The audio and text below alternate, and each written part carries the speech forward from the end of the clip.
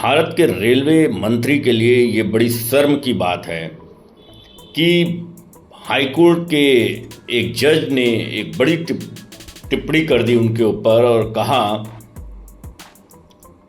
कि रेलवे की हालत बहुत ही खस्ता है। दरअसल एक जनहित याचिका दाखिल करी गई। उसमें कहा गया कि पश्चिम रेलवे, जिसके अंतर्गत महाराष्ट्र भी आता है, उसकी हालत बड़ी ही खस्ता है।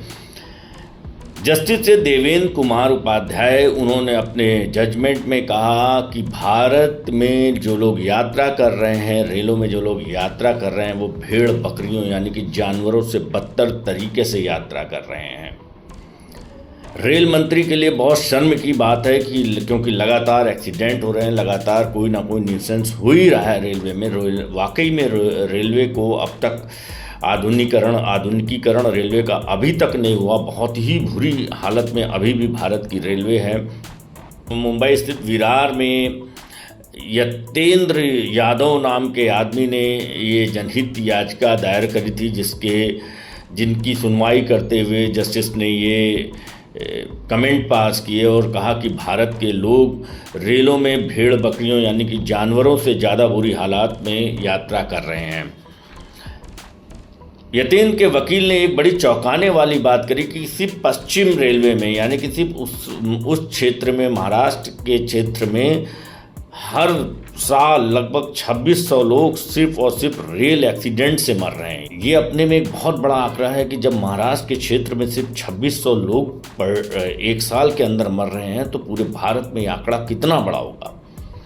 दरअसल भारत भर में बहुत जगह पर लोग अभी भी बिना फाटक के ट्रैक पार करते हैं। बहुत ही कैजुअल तरीके से रेलवे को लिया जाता है।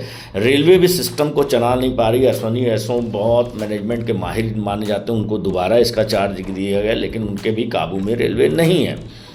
कोर्ट में ये भी कहा गया कि टोक्यो के बाद सबसे ज़्यादा अगर एक्सीडेंट हो रहे हैं तो फिर रेल में हो रहे हैं। दरअसल यतेंद्र यादव डेली रोज़मर्रा का काम करते हैं और डेली वो महाराष्ट्र की लोकल का इस्तेमाल करते हैं और शायद ज़िंदगी से रूबरू होते होंगे, डेली रेलवे की ज़िंदगी से रूबरू होते होंगे।